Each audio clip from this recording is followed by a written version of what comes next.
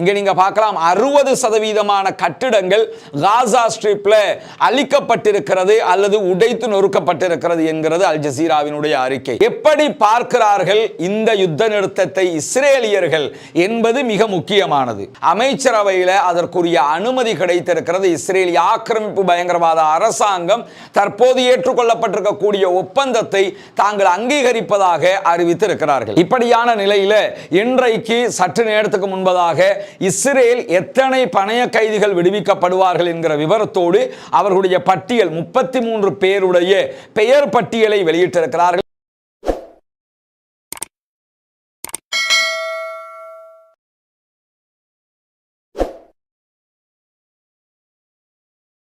அஸ்ஸலாமு அலைக்கும் வரஹ்மத்துல்லாஹி வபரகாத்துஹு. அன்பிற்கினிய சகோதர சகோதரிகளே, நம் அனைவர் மீதும் ஏக இறைவனுடைய அமைதியும் கருணையும் உண்டாகட்டுமாக என்கிற உயரிய பிரார்த்தனைகளோடு 469வது நாளாகவும் காசாவிலும் காசாவையொட்டிய பாலஸ்தீன பெருநிலப்பரப்பிலும் என்னவெல்லாம் நடக்கிறது என்கிற செய்திகளைத்தான் இன்றைக்கும் நாம் பார்க்க இருக்கிறோம்.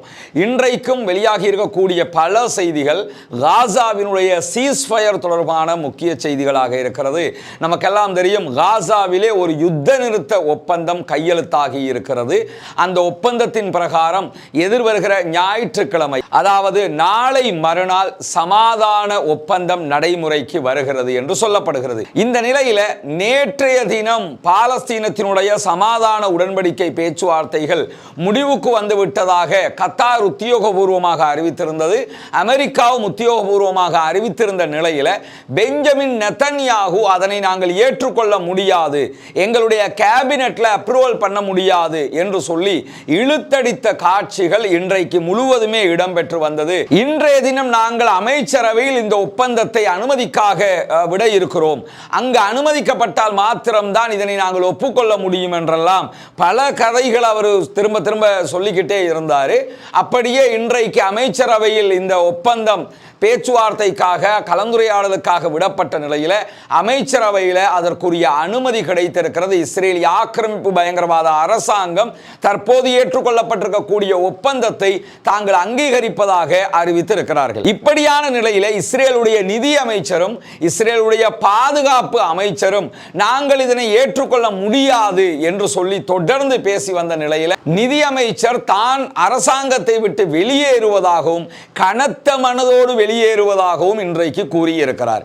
ஏன்னா இந்த ஒப்பந்தம் நடைபெற்றால் பல பேருடைய அரசியல் வாழ்க்கை முடிவுக்கு வரப்போகிறது என்ற அர்த்தம். ஈவன் பெஞ்சமின் நெதன்யாகுவினுடைய அரசியல் வாழ்க்கையும் முடிவுக்கு வருவதற்கான வாய்ப்பு இருக்கிறது. ஏன்னா ஒரு ஆண்டு 3 மாதங்களுக்கு மேலாக நடைபெற்ற யுத்தத்தில் எந்த ஒரு முன்னேற்றமும் இல்லாமல் தங்களுடைய மக்களையும் இழந்து காசாவினுடைய மக்களையும் அழித்தது மாத்திரம்தான் இஸ்ரேல் கண்ட ஒரே முன்னேற்றம் என்பதை இஸ்ரேலிய மக்களே புரிந்து கொண்டிருக்கிறார்கள். அதனால் தான் இஸ்ரேலுக்குள்ள இந்த நிமிடம் வரைக்கும் ஆர்ப்பாட்டங்கள் நடைபெறுகிறது. இப்ப கூட கேப்டிவ்ஸை நாங்க டீல் பண்ணி இருக்கிறோம், அந்த பேச்சுவார்த்தைகள் முடிந்து விட்டது, ஞாயிற்றுக்கிழமை அதிகாலை முதல் பணைய கைதிகள் விடுதலை செய்யப்படுவார்கள் என்று பெஞ்சமின் நெதன்யாகு அறிவித்ததற்கு பிறகும் அவர்கள் வெளியே விடப்படுகிற வரைக்கும் ஆர்ப்பாட்டம் தொடரும் என்று சொல்லி பணைய கைதிகளுடைய உறவினர்கள் தொடர்ந்து ஆர்ப்பாட்டத்தை நடத்தி கொண்டிருக்கிறார்கள். ஏன்னா பெஞ்சமின் நெதன்யாகுவை எங்களால் நம்ப முடியாது என்பதுதான் அவர்களுடைய வாதமாக இருக்கிறது. இப்படி நம்பிக்கையற்ற ஒருவரை எதிர்வருகிற தேர்தலில் அவர்கள் தேர்ந்தெடுப்பார்கள் என்று யாருமே எதிர்பார்க்க முடியாது.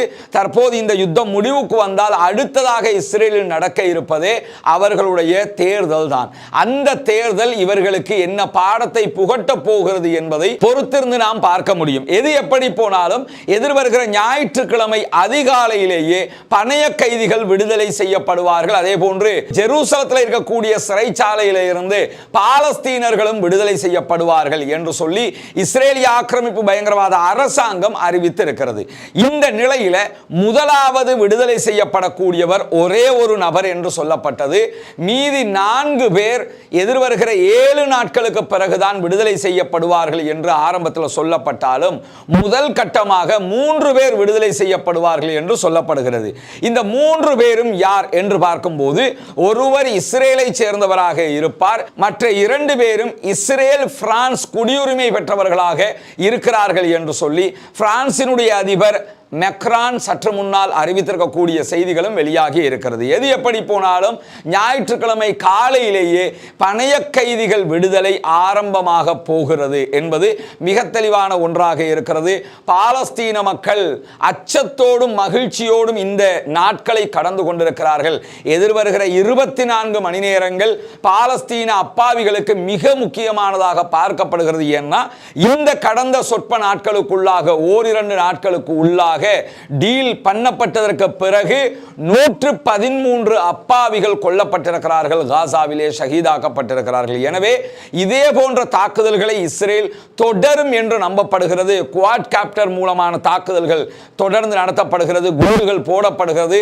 காசாவிலே தாக்குதல்களை இஸ்ரேல் தொடர்ந்து கொண்டுதான் இருக்கிறது என்கிற நிலையில இஸ்ரேலுக்கு எதிரான பதிலடி தாக்குதல்களையும் பாலஸ்தீன விடுதலை அமைப்பினரும் நடத்தி கொண்டுதான் இருக்கிறார்கள். பாலஸ்தீன விடுதலை அமைப்பினர் நடத்திய தாக்குதல்களில் இன்றைக்கு 3 இஸ்ரேலிய ஆக்கிரமிப்பு பயங்கரவாத இராணுவத்தை சேர்ந்தவர்கள் கொல்லப்பட்டிருக்கிறார்கள் என்றும், இஸ்ரேலியர்களுடைய ஒரு வாகனத்தை நாங்கள் அழித்திருக்கிறோம் என்றும் பாலஸ்தீன விடுதலை அமைப்பு இன்றைக்கு தகவல் வெளியிட்டிருக்கிறது. இப்படி அவர்கள் தாக்குதல் நடத்துகிற அதே நேரம் இவர்களும் பதிலடி தாக்குதல்களை தொடர்ந்து கொண்டுதான் இருக்கிறார்கள். எது எப்படி போனாலும் அந்த மக்களுக்கான நிம்மதி பெருமூச்சாக இந்த யுத்தம் முடிவுக்கு வர வேண்டும் என்பதுதான் அனைவருடைய ஆசை, அவா பிரார்த்தனையாக இருக்கிறது. இந்த நிலையில காசாவில் என்ன மீதமாக இருக்கிறது என்பதை நாம் புரிந்து கொள்ள வேண்டி இருக்கிறது. நீங்க காசாவினுடைய வரைபடத்தை எடுத்து பார்த்தீங்கன்னா இந்த வரைபடத்தில் ஒவ்வொரு பகுதிகளிலும் என்ன நிலை இருக்கிறது என்பது காட்டப்பட்டிருக்கிறது. குறிப்பாக இந்த இடத்தில் இருக்கக்கூடியதெல்லாம் இந்த ஹெச்ல காட்டப்படுகிற எல்லாமே ஹாஸ்பிட்டல்ஸாக இருக்கிறது.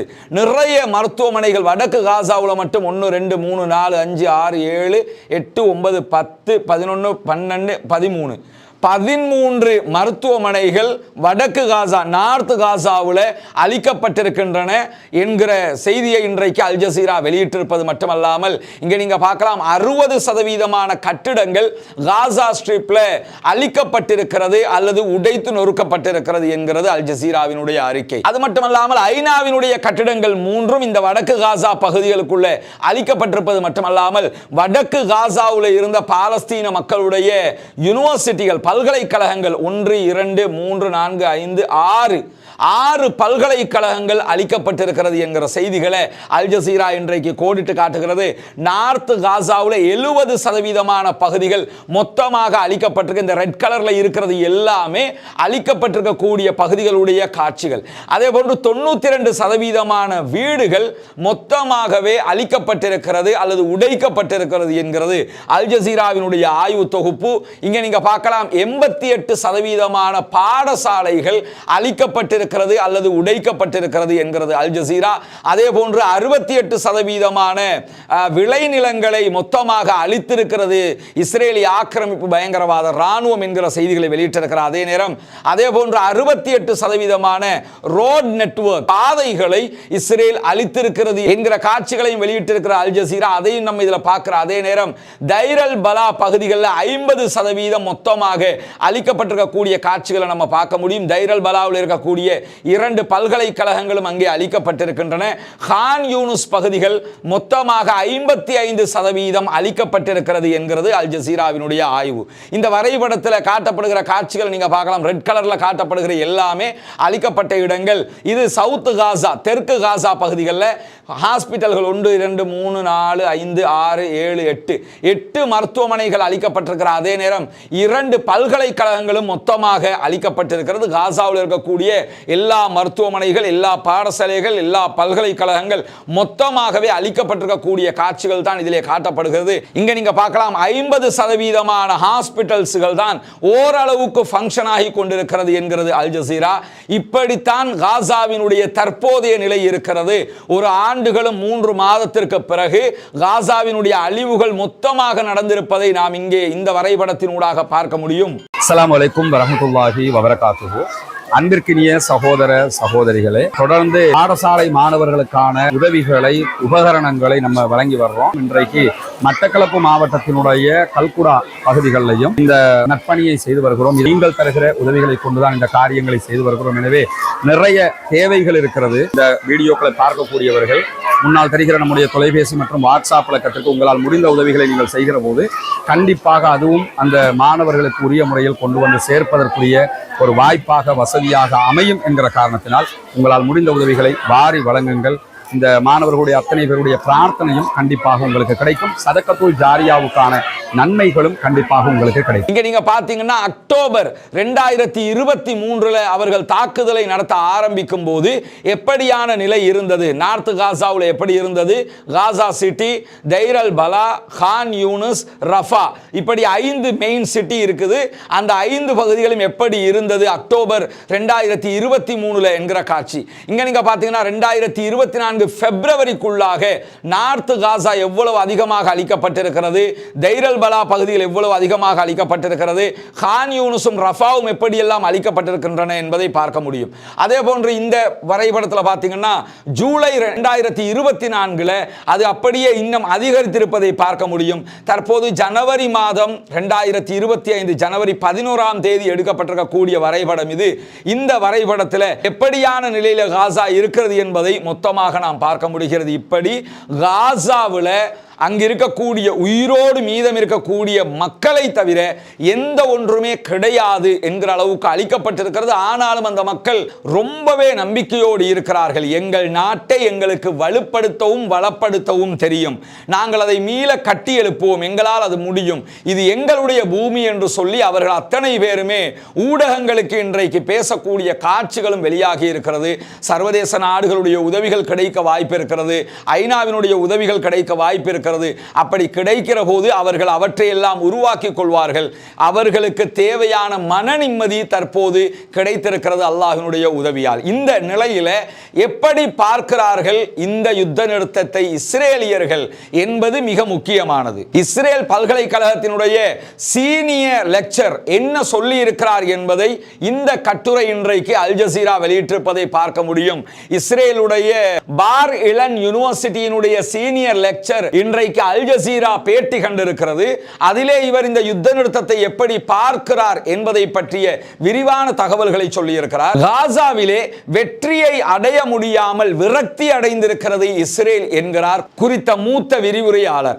ஏன்னா அவங்க கடைசி கட்டத்திலேயாவது எதையாவது சாதிக்கலாம்னு நினைச்சாங்க, எதையுமே சாதிக்க முடியாம போயிடுச்சு. அதனால ரொம்பவே விரக்தி அடைந்திருக்கிறார்கள். அவர்கள் சொன்ன எதையுமே அவர்களால் சாதிக்க முடியாமல் போய்விட்டது. காசாவுக்குள்ள போவோம், பாலஸ்தீன விடுதலை அமைப்பை அளிப்போம், அங்கு இருக்கக்கூடிய பணைய கைதிகளை உயிரோடு மீட்டுக் கொண்டு வருவோம் என்று சொன்னார்கள். பணைய கைதிகளை கொன்றொழித்ததுதான் அவர்கள் செய்த சாதனையாக இருக்கிறது. பாலஸ்தீன விடுதலை அமைப்பை அளிக்க முடியாது என்பதை ஒப்புக்கொண்டிருக்கிறார்கள். எனவே தற்போது போடப்பட்டிருக்கக்கூடிய இந்த ஒப்பந்தம் என்பது இஸ்ரேலுடைய இயலாமையை தான் காட்டுகிறது என்கிறார் இஸ்ரேலுடைய பார் இலன் பல்கலைக்கழகத்தினுடைய மூத்த விரிவுரையாளர் என்கிற செய்தி இன்றைக்கு அல் ஜசீரா அப்பட்டமாக வெளியிட்டிருப்பதை நாம் பார்க்க முடியும். இதையெல்லாம் சொல்றது அமெரிக்காவில் இருந்தோ வேற எங்கேயோ இருந்தோ ஒருத்தர் சொன்னா வேறு விஷயம்.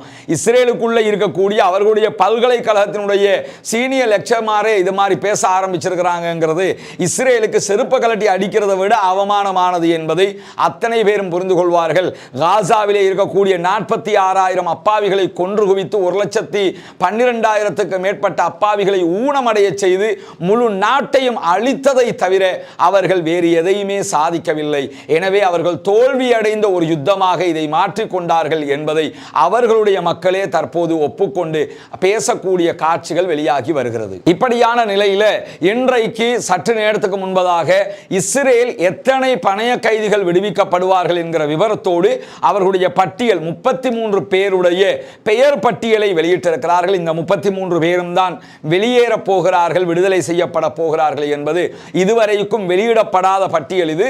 அந்த பட்டியலும் இன்றைக்கு வெளியிடப்பட்டிருப்பது மட்டுமல்லாமல் இந்த இடத்துல நிறைய பேர் எழுப்பக்கூடிய ஒரு சந்தேகத்தை சர்வதேச ஆய்வாளர்கள் கூட எழுப்பிக் கொண்டிருக்கிறார்கள். அது என்னன்னா, முதல் கட்ட சமாதான உடன்படிக்கை முடிந்ததற்கு பிறகு இஸ்ரேல் இந்த சமாதானத்தை முடிக்கலாம், மீண்டும் பாரிய ஒரு யுத்தத்தை உண்டு பண்ணலாம் என்கிற ஒரு பார்வை அனைவர் மீதும் இருக்கிறது. ஏன்னா இஸ்ரேல் இந்த 2ஆம் கட்ட 3ஆம் கட்ட பேச்சுவார்த்தைகளை நம்ம அடுத்தடுத்து தான் செய்யணும் செய்யணும்னு வச்சிருக்கிறாங்க. எனவே முதல் கட்டத்தில் அவங்களுக்கு தேவையான பணைய கைதிகளை 33 பேரை எடுத்துட்டாங்கன்னு சொன்னா மற்றவர்களை எடுத்தாலும் எடுக்காவிட்டாலும் யுத்தத்தை அவர்கள் ஆரம்பிக்க வாய்ப்பு இருக்கிறது என்றும் சொல்லப்படுகிறது.